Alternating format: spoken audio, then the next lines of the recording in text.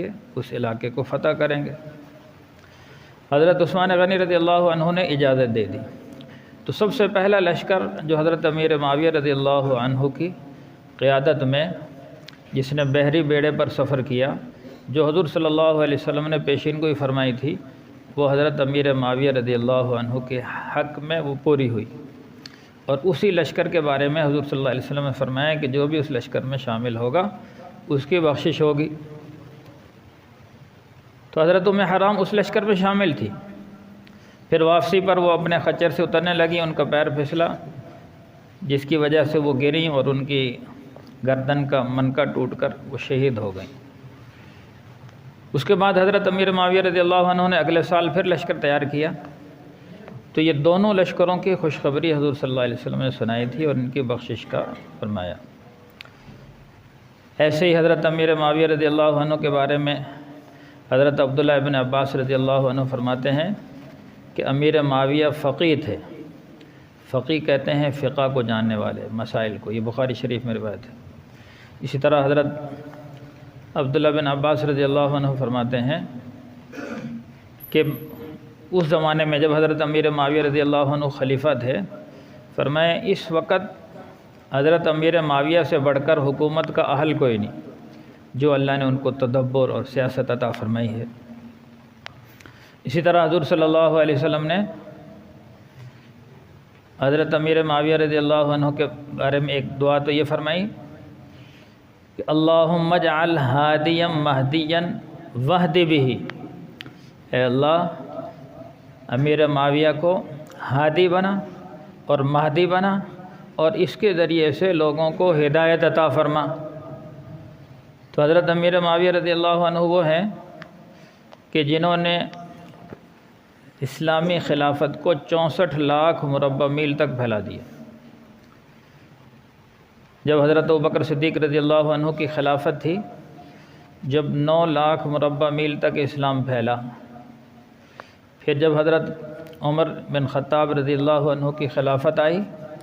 تو 22 لاکھ مربع میل تک اسلام پھیل گیا، اور پھر حضرت عثمان غنی رضی اللہ عنہ کے زمانہ خلافت میں 44 لاکھ مربع میل تک اسلام پھیلا، اور پھر اس کے بعد جب حضرت علی رضی اللہ عنہ کی خلافت تھی، چونکہ حضرت عثمان غنی رضی اللہ عنہ کی شہادت کے بعد مسلمانوں میں اختلاف ہو گیا، اس اختلاف کی بنا پر اسلام آگے نہ پھیل سکا، بلکہ اسلامی فوجیں آگے سرحدات تک جا ہی نہ سکیں، آپس میں انتشار میں رہیں۔ تو حضرت علی رضی اللہ عنہ کی شہادت کے بعد جب امیر معاویہ رضی اللہ عنہ متفقہ خلیفہ بنے، ان کے بیٹے حضرت حسن رضی اللہ عنہ نے ان کے ہاتھ پہ بیعت کر لی، تو پھر دوبارہ سے اسلامی حدود پھیلنا شروع ہوئیں۔ حضرت امیر معاویہ رضی اللہ عنہ جب خلیفہ بنے 20 سال خلافت رہی، تو ان 20 سالوں میں حضرت امیر معاویہ رضی اللہ عنہ نے اسلام کو 64 لاکھ مربع میل تک پھیلا دیا۔ 64 لاکھ مربع میل، اس وقت دنیا کی کل آبادی 96 لاکھ مربع میل تھی، تو دنیا کی زمین کی 2/3 اکثریت پر حضرت امیر معاویہ رضی اللہ عنہ نے اسلام کو پھیلا دیا۔ تو میرے بھائیوں، آج ایک طبقہ ہے جو معاذ اللہ حضرت امیر معاویہ رضی اللہ عنہ کو برا بھلا کہتا ہے، اور پھر ان کی وفات، جیسے یہ 22 رجب کو وفات ہے، تو بہت سارے لوگ ان کی وفات پر خوشی مناتے ہیں، اور پھر اس خوشی میں کنڈوں کا ختم دلاتے ہیں، اور نام یہ دیتے ہیں کہ یہ امام جعفر صادق صاحب کے نیاز ہیں، جبکہ امام جعفر صادق رحمۃ اللہ علیہ کی 22 رجب کو نہ وفات ہے نہ پیدائش۔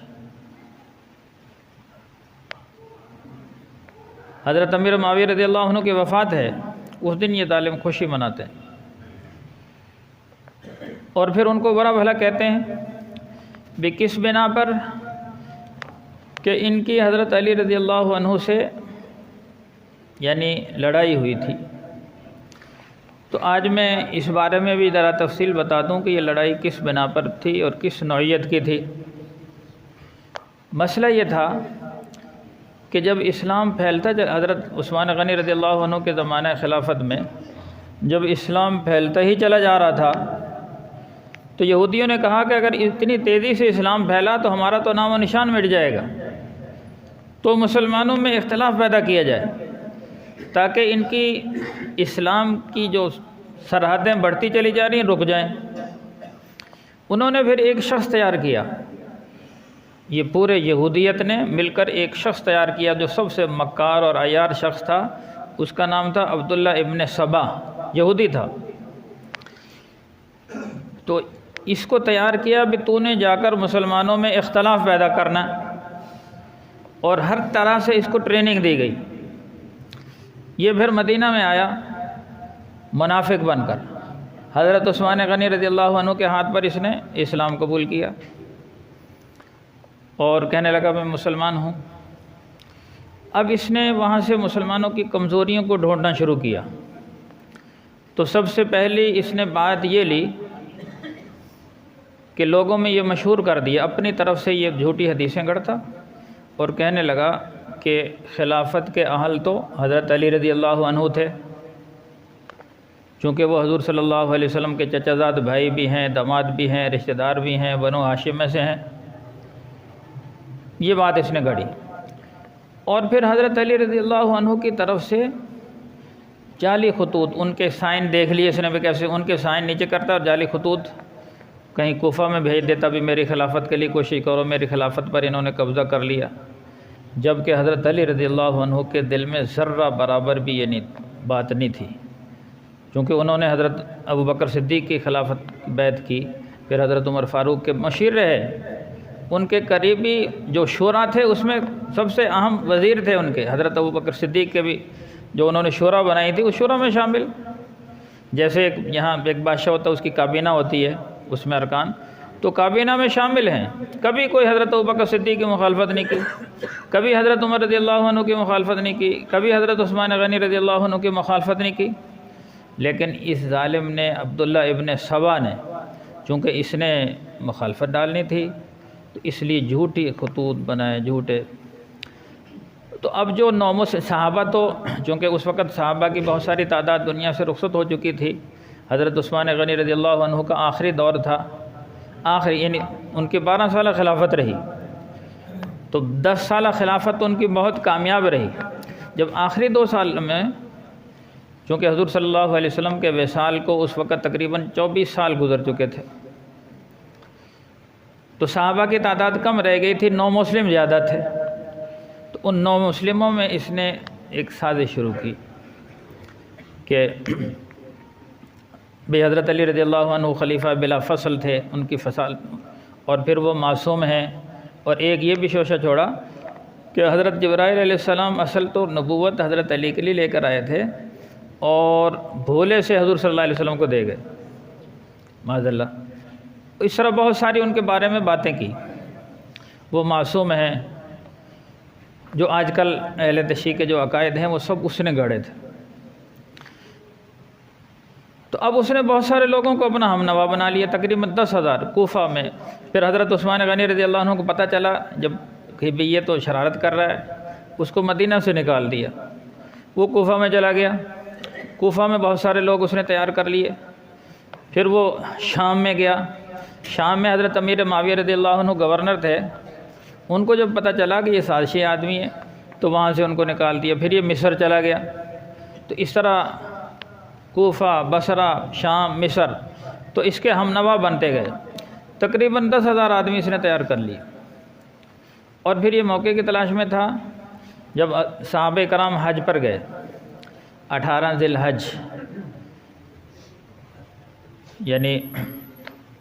18 ذی الحج کو، یعنی جب صحابہ کرام حج پہ گئے ہوئے تھے تو اس نے اچانک جا کر حضرت عثمان غنی رضی اللہ عنہ کے گھر پر دعویٰ بول دیا، محاصرہ کر لیا اور کہا کہ بھی خلافت کو چھوڑو۔ اس وقت حضرت علی رضی اللہ عنہ مدینہ میں تھے، انہوں نے اپنے دونوں بیٹے حضرت حسن و حسین کو حضرت عثمان غنی رضی اللہ عنہ کے دروازے پر پہرے دار مقرر کر دیا، ابھی دیکھو یہ شرارتی لوگ اندر نہ جائیں، اگر کوئی اندر چلا گیا تمہاری خیر نہیں۔ تو انہوں نے پھر حضرت عثمان سے اجازت چاہیے، عثمان آپ اجازت دے دیں، ہم ان بلوائیوں سے، ان کو بلوائی کہتے ہیں، سبائی بھی کہتے ہیں، ہم ان پر حملہ کرتے ہیں۔ حضرت عثمان غنی رضی اللہ عنہ نے فرمایا کہ یہ حضور صلی اللہ علیہ وسلم کا شہر مدینہ منورہ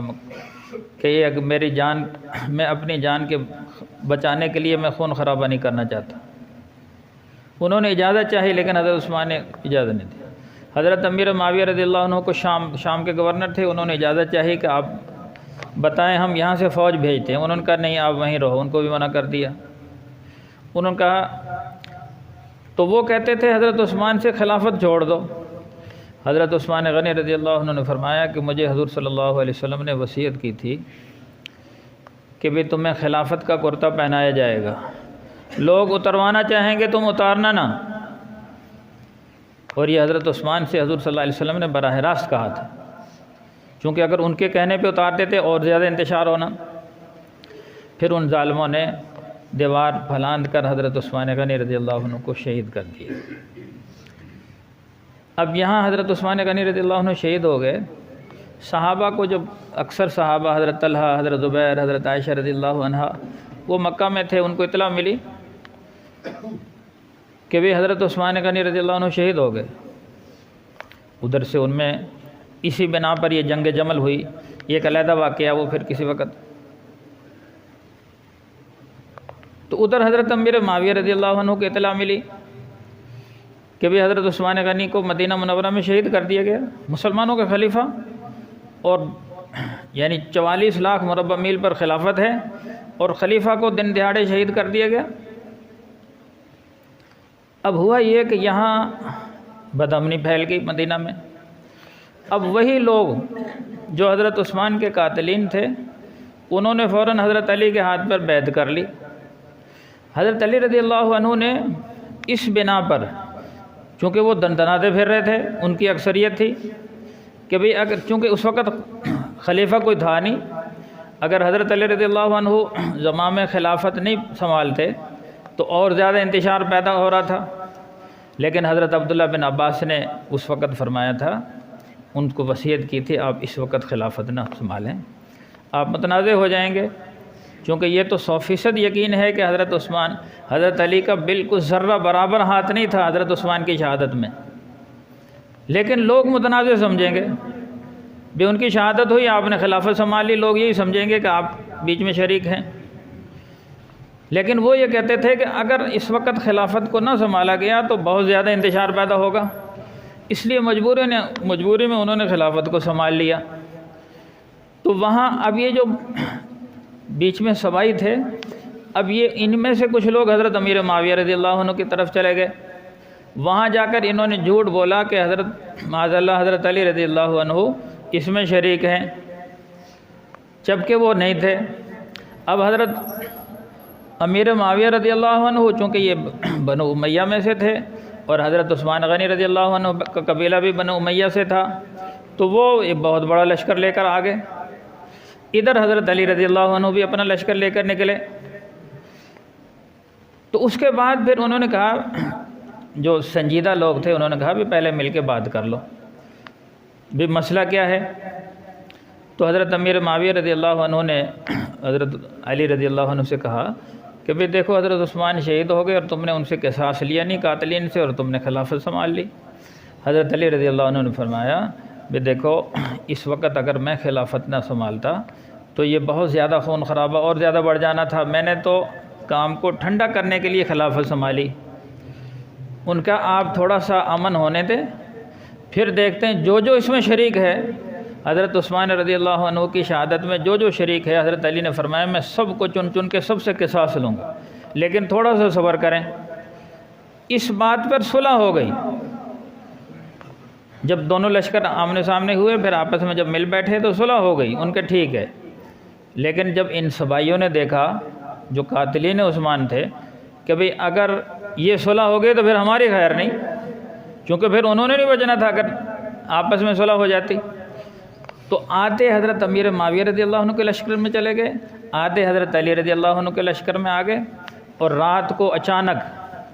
انہوں نے جو حضرت علی رضی اللہ عنہ کے لشکر میں تھے انہوں نے حملہ کر دیا حضرت امیر معاویہ کے لشکر پر،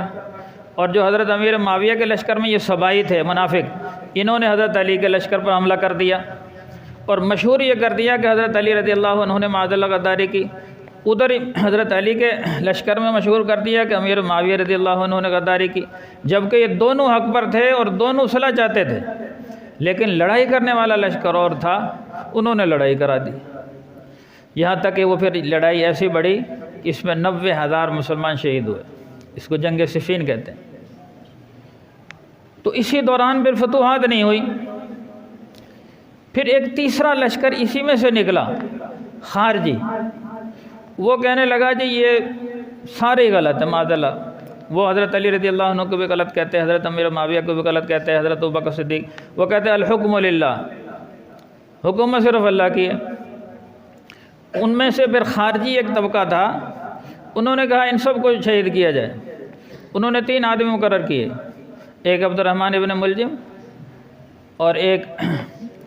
یعنی حضرت امیر معاویہ رضی اللہ عنہ کو شہید کرنے کے لیے، تو بھئی جیسے یہ فجر میں نماز پڑھانے کے لیے آئیں تو ان کو شہید کر دیا جائے معاذ اللہ۔ تو عبد الرحمن ابن ملجم نے حضرت علی رضی اللہ عنہ پہ وار کیے تو وہ شہید ہو گئے، فجر کی نماز میں آ رہے تھے۔ یہ خارجی طبقہ تھا ایک تیسرا، اور حضرت امیر معاویہ پہ حملہ ہوا، زخمی ہو گئے لیکن وہ بچ گئے۔ پھر اس کے بعد حضرت علی رضی اللہ عنہ کی شہادت کے بعد خلافت سنبھالی حضرت حسن رضی اللہ عنہ نے۔ اب حضرت حسن رضی اللہ عنہ یہ ساری سازش سمجھ چکے تھے، بھئی یہ لڑانے والی سازش یہ تیسری ہے، حضرت امیر معاویہ بھی صحابی، حضرت علی بھی صحابی، لڑانے والے تیسرے ہیں، وہ سمجھ چکے تھے۔ انہوں نے پھر حضرت امیر معاویہ رضی اللہ عنہ سے جا کر کہا بھئی میں خلافت سے دستبردار ہوتا ہوں، آپ ہمارے خلیفہ ہیں۔ حضرت حسن و حسین رضی اللہ عنہما نے دونوں نے حضرت امیر معاویہ رضی اللہ عنہ کے ہاتھ پر بیعت کر لی، اور پھر ان کو متفقہ خلیفہ بنا دیا گیا۔ پھر یہ جتنے صبائی تھے حضرت امیر معاویہ رضی اللہ عنہ، پھر ان کو چن چن کے ختم کیا گیا۔ جتنے بھی قاتلین عثمان تھے، جس کے بارے میں پتہ چلتا تھا، سب کو صفایا کر دیا گیا۔ اس وقت ان کا صفایا ہو گیا، لیکن چپ گئے تھے۔ پھر 20 سال خلافت رہی، پوری دنیا میں امن رہا، اور 64 لاکھ مربع میل تک اسلام پھیلا، کسی نے کوئی انتشار نہیں کیا۔ لیکن جیسے ہی 22 رجب کو حضرت امیر معاویہ رضی اللہ عنہ کی وفات ہوئی، اب ان کی صبائیوں کی ہمت نہیں تھی کہ کھل کر خوشی مناتے، انہوں نے چھپ کر یہ کنڈوں کا ختم دلوایا، جس کو کہتے ہیں نا کنڈوں کا ختم۔ اور آپ نے دیکھا ہوگا یہ کنڈوں کا ختم رات کو دیتے ہیں، باقی جتنے بھی ختم دلوائے جاتے ہیں دن میں، کنڈوں کا ختم رات میں، چونکہ ان کو حضرت امیر معاویہ کا خوف اتنا تھا کہ بھئی اگر دن میں دیں گے تو ان کے چاہنے والے کہیں ہمیں مار نہ دیں۔ تو آج یہ وہی صبائی طبقہ ہے جو ان کی شہادت پر، ان کی وفات پر خوشی مناتا ہے۔ تو ساری بات کا خلاصہ یہ ہے کہ حضرت امیر معاویہ رضی اللہ عنہ بھی صحابی، حضرت علی رضی اللہ عنہ بھی صحابی۔ باقی ہمارا عقیدہ یہ ہے کہ حضرت علی کی شان بہت اونچی ہے، چونکہ یہ پہلے ایمان لائے، اور حضرت امیر معاویہ رضی اللہ عنہ صلح حدیبیہ کے بعد ایمان لائے ہیں، ان کا درجہ بہت کم ہے۔ حضرت علی رضی اللہ عنہ خلیفہ برحق خلفۂ راشدین میں سے ہیں، باقی چوتھے نمبر پر یعنی خلافت ان کو ملی ہے، انہوں نے بھی اسلام کے لیے بہت کام کیا ہے۔ تو ہمارے لیے دونوں قابل قدر ہیں، حضرت امیر معاویہ رضی اللہ عنہ بھی قابل قدر ہیں چونکہ صحابی ہیں، اور حضور صلی اللہ علیہ وسلم نے فرمایا اللہ فی اصحابی لا تتخذوهم من بعدی غرضا، میرے صحابہ کے بارے میں اللہ سے ڈرنا، میرے صحابہ کے بارے میں اللہ سے ڈرنا، میرے صحابہ کے بارے میں اللہ سے ڈرنا، 3 دفعہ فرمایا۔ فمن احبہم فبحبی احبہم، جس نے میرے صحابہ سے محبت کی تو میری محبت کی وجہ سے میرے صحابہ سے محبت کی، اور جس نے میرے صحابہ سے بغض رکھا اس نے میرے بغض کی وجہ سے میرے صحابہ سے بغض رکھا۔ اب کسی بھی صحابی کے بارے میں بغض رکھنا گویا کہ حضور صلی اللہ علیہ وسلم سے بغض ہے، اور جس کے دل میں حضور کا بغض ہوگا وہ جنت کی خوشبو بھی نہیں سونگھ سکتا۔ دوسری بات یہ ہے، دیکھو نا ان کا آپس میں، اور یہ دیکھو ان کا ذاتی مسئلہ نہیں تھا، یہ لڑانے والی تیسری سازش تھی جو میں نے آپ کو بتا دی۔ تو لڑانے والے تیسرے تھے، تیسرا فریق، اور وہ آج بھی سب کے خلاف ہے، سارے صحابہ کے خلاف ہے، آج بھی وہ انتشار پھیلاتے پھر رہے ہیں۔ دیکھو ایک واقعے سے ان کی آپس کی محبت کا ایک واقعے سے اندازہ ہوتا ہے۔ جب حضرت امیر معاویہ رضی اللہ عنہ اور حضرت علی رضی اللہ عنہ کی آپس میں لڑائی ہو رہی تھی، یعنی جنگ ہو رہی تھی، روم کے بادشاہ نے ایک خط لکھا امیر معاویہ کو۔ امیر معاویہ کو خط لکھا کہ بھئی اگر آپ کہیں تو میں ایک لشکر بھیج دوں اپنا، جو تمہارے ساتھ مل کر سارے علاقے کو فتح کر لے گا۔ تو حضرت امیر معاویہ رضی اللہ عنہ نے خط کے جواب میں لکھا، کہا اور روم کتے، تجھے یہ ہمت کیسے ہوئی کہ ہماری لڑائی میں بیچ میں دخل دیتا ہے؟ کہ یہ ہماری عارضی اور اصولوں کی جنگ ہو رہی ہے، اور ہم عن قریب صلح کر لیں گے اور ہم عن قریب مل بیٹھیں گے۔ اگر تو نے ایسی حرکت کی تو میں حضرت علی کے ہاتھ پر بیعت کر کر تیرے خلاف لڑوں گا۔ تیسرے بندے نے جب یہ یعنی روم کے بادشاہ نے جب خط لکھا تو اس کو یہ جواب دیا۔ تو اس سے یہ صاف ثابت ہوتا ہے کہ ان کے آپس کے دلوں میں محبت تھی، اور صرف لڑائی کرنے والے تیسرا فریق صبائی فرقہ تھا۔ اور جب پتہ چل گیا کہ ابھی یہ سازش کر رہے ہیں تو پھر انہوں نے آپس میں صلح کر لی، اور حضور صلی اللہ علیہ وسلم نے یہ پیشن گوئی فرمائی تھی۔ حضرت حسن رضی اللہ عنہ کے بارے میں فرمایا تھا، حسن میرا یہ جو بیٹا ہے دو مسلمانوں کی بڑی جماعتوں کے درمیان میں صلح کرائے گا۔ حضرت حسن کے بارے میں حضور نے پیشن گوئی فرمائی، تو اس سے ثابت ہوا یہ دونوں مسلمانوں کی جماعت تھی۔ اچھا، ایک آج مرزا انجینئر آج کل نا حضرت امیر معاویہ پر معاذ اللہ بہت زیادہ تبرک کر رہا ہے، اور پھر وہ وجہ یہ بتاتا ہے کہ بھئی حضور صلی اللہ علیہ وسلم نے فرمایا تھا کہ عمار بن یاسر کو باغیوں کی جماعت قتل کرے گی، اور حضرت عمار بن یاسر حضرت علی کے لشکر میں تھے،